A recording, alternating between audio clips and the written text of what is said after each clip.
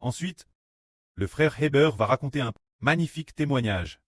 Ce témoignage fortifiera la foi des frères et sœurs pour leur faire comprendre que durant ces 10 dernières années, un tiers de l'humanité, se dire ceux prédestinés par le précleste, un tiers de l'humanité, se tourneront vers Heber, et finalement vers le précleste et le Seigneur.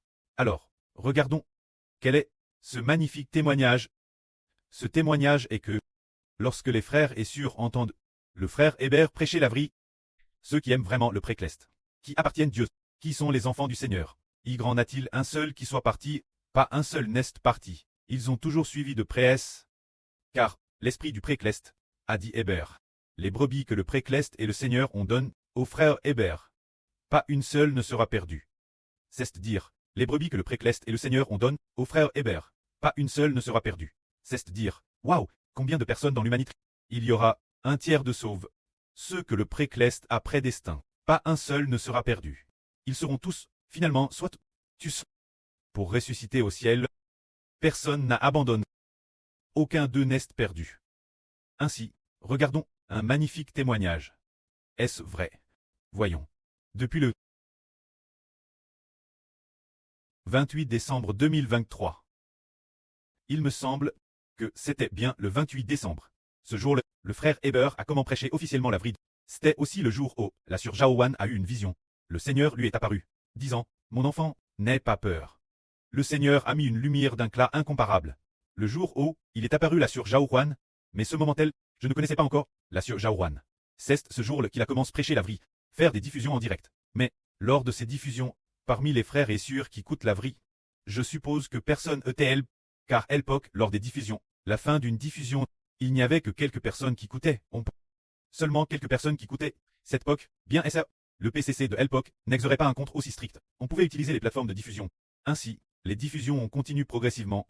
Après cela, peu, il y a eu de plus en plus de gens qui sont venus écouter. Ils sont venus écouter. Et le précleste a mis en œuvre son plan de sélection. C'est dire que ceux qui en étaient dignes, ils écoutaient de plus en plus. Et maintenant, il y a un groupe de frères et sœurs dans le sanctuaire qui écoutent chaque jour. De plus, nous avons DJ constat qu'il y a peut-être environ 50 frères et sœurs qui n'ont plus de travail sculier, plus de travail dans le monde et qui se consacrent uniquement à scout de la vrille. Bien que certains en aient un peu, un ou deux, quand quelques sœurs, bien que peut-être temporairement, elles ne peuvent pas quitter leur maison. Mais, elle n'a pas d'autre ministre. Seulement écouter le frère Heber prêcher la vrille et servir Dieu ensemble. Venir Jintan, venir l'autel, venir prier, venir louer. Alors dans ce cas, il est possible que PRS de 50 frères et sœurs ait tout abandonne. Abandonne maison et terre, frères et heures, femmes et enfants pour venir écouter. Alors pourquoi en est-il ainsi? Et madame, il y a des non-croyants dans la famille qui persécutent nos sœurs, qui continuent d'écouter fermement, d'écouter désespérément. Quoi qu'il arrive, elles ne fléchiront pas. Aucune persécution ne peut les arrêter. Prenons l'exemple d'une sœur. Cette sœur, elle désire aussi ardemment marcher avec les frères et sœurs. Mais, elle a été en plusieurs reprises. Cette sœur tue. Elle est maintenant Pkin. Sa famille ici est oppose plusieurs reprises. Mais aucune opposition n'a pu l'arrêter. Là, surtout coûte chaque jour. Vient l'hôtel chaque jour pour coûter, et vient aussi chaque jour pour louer ensemble. Alors, elle a dit, peu après, elle y retourne dans sa ville natale au Sichuan. Après retourne au Sichuan. C'était encore plus pratique pour louer, se dire coûter tous les jours sans cesse. Coûter chaque jour. Quelle en est la raison? Parce que le prêtre a dit. L'esprit du prêtre est devenu l'esprit du frère Heber. L'esprit du Seigneur Jésus-Christ est devenu l'esprit du frère Heber. Alors maintenant, il y a 7 frères, en incluant tout le monde. Avec le frère Heber, cela fait 8. Tous. Non que. Plus aucun travail. Seul le travail de Dieu. Et notre travail. Le ministre du Seigneur Jésus-Christ est notre ministre. Pour ce groupe de frères, c'est le cas pour tous. Alors, maintenant, les sœurs qui coûtent la vrille, c'est essentiellement la même chose pour elles. Il n'y a que les affaires de Dieu et du Seigneur. Rien d'autre. Et en ces 2 ans, environ, on a atteint ce niveau. Et de plus, c'est alors qu'Internet a été bloqué. Se dire WeChat, dans des conditions où la diffusion en direct est impossible. Que les frères et sœurs ont atteint ce niveau. Alors, en 2 ans, les frères et sœurs qui coûtent la vrille ont tout abandonné. Pour suivre de PRS, et en plus, ils ont abandonné maison et terre, ils ont tout abandonné, pour N-Scooter que la vie, et ne servir que le Précleste et le Seigneur. Et c'est merveilleux. Nous avons aussi accompli un grand miracle, le miracle de Dieu, le miracle de la construction du temple. Si peu de personnes ont déjà atteint la deuxième construction du temple, et les champs de construction sont plus beaux qu'avant, les louanges deviennent de plus en plus belles. Dès qu'ils entendent la vie, certains frères et sœurs démissionnent les uns après les autres. Maintenant ils démissionnent, et maintenant ils ont déjà démissionné. Maintenant ils démissionnent. Ne travaillant plus pour le monde, il y a 30 ou 40 frères et sœurs. Pourquoi en est-il ainsi? C'est l'œuvre grande et merveilleuse de Dieu. Parmi un si petit groupe de personnes, a-t-il accompli une telle œuvre merveilleuse? Alors, dans les 10 prochaines années, le prêt ouvrira Internet. Le frère Zibo dit, qu'après avoir construit le temple, nous devons ouvrir la diffusion en direct sur Internet. Plus tard, il se peut que la sœur Jawan trouve un moyen d'utiliser une certaine plateforme de diffusion en direct, ou d'acheter une certaine plateforme, ou sous divers aspects, de diffuser en direct aux nations et aux peuples. L'un est de faire la vie du matin et du soir, puis de diffuser en direct pendant la journée.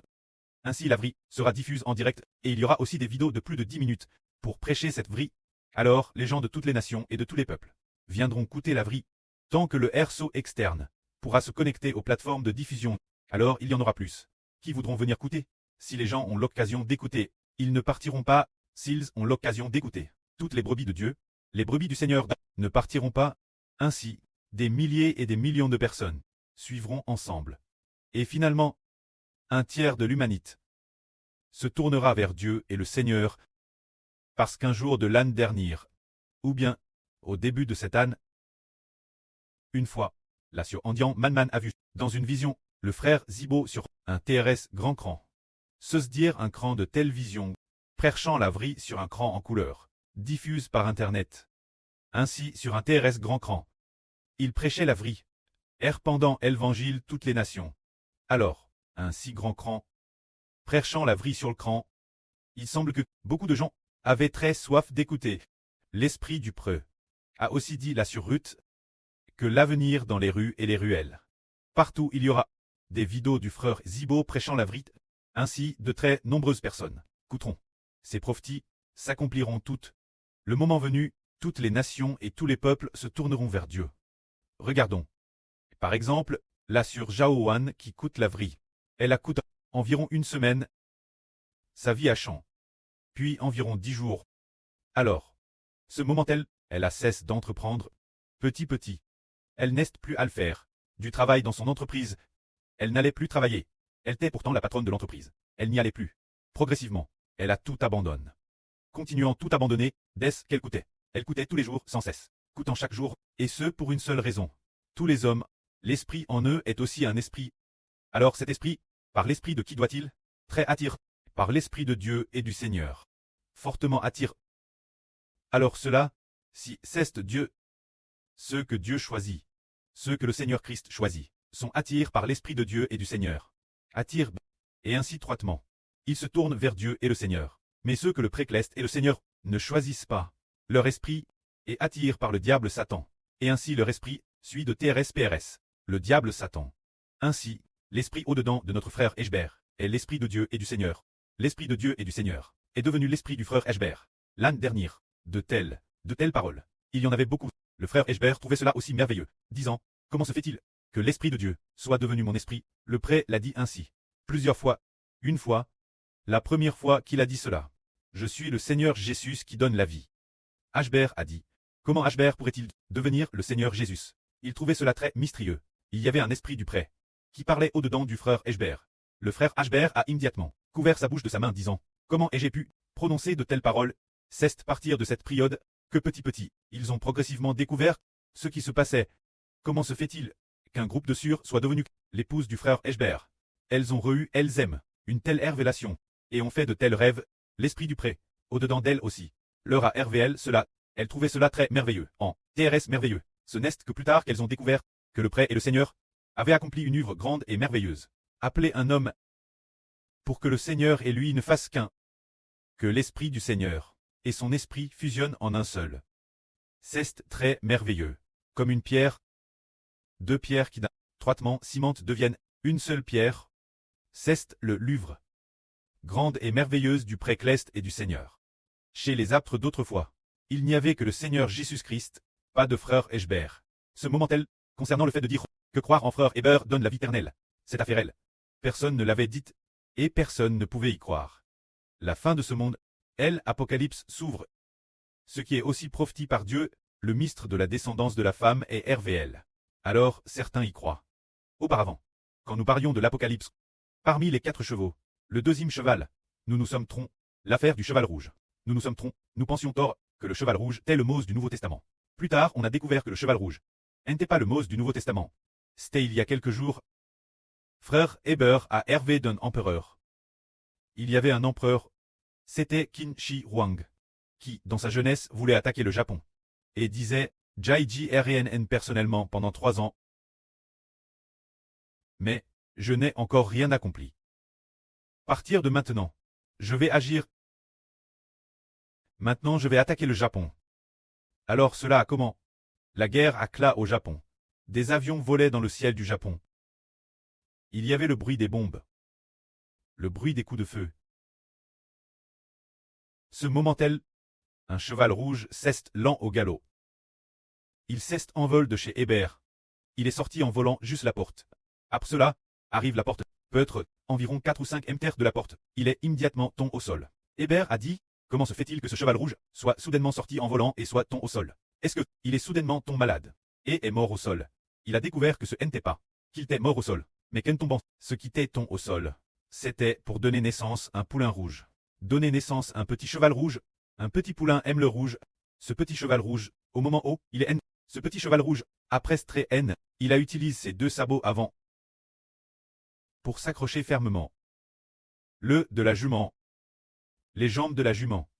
Pour attraper ses pattes, pour attraper les pattes de la jument. En utilisant ses 2 sabots avant, pour attraper les pattes de la jument, en s'y tenant fermement, alors, il ceste fermement accroche. Ce poulain rouge, le petit cheval rouge, le petit poulain aime le rouge, et ainsi N, et ceste alors qu'il ceste réveille du herveux. Alors, ce cheval rouge s'accrochant fermement au talon de la jument en naissant, nous a fait penser Jacob, qui tenait le talon d'Esa en naissant. C'est alors que nous avons compris que ce cheval rouge est l'Israël du Nouveau Testament, ce qui préfigure que frère Hébert est un de guerre et un Israël qui combat toutes les nations. Auparavant, nous pensions tort qu'il s'agissait du Mose du Nouveau Testament, mais nous découvrons maintenant que le deuxième cheval est l'Israël du Nouveau Testament.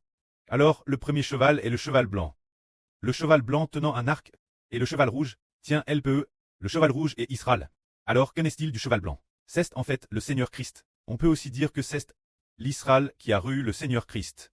Car Israël a dit Louim. Jacob Israël a dit Louim. Il a dit Joseph, je vais te donner la part des Amorains.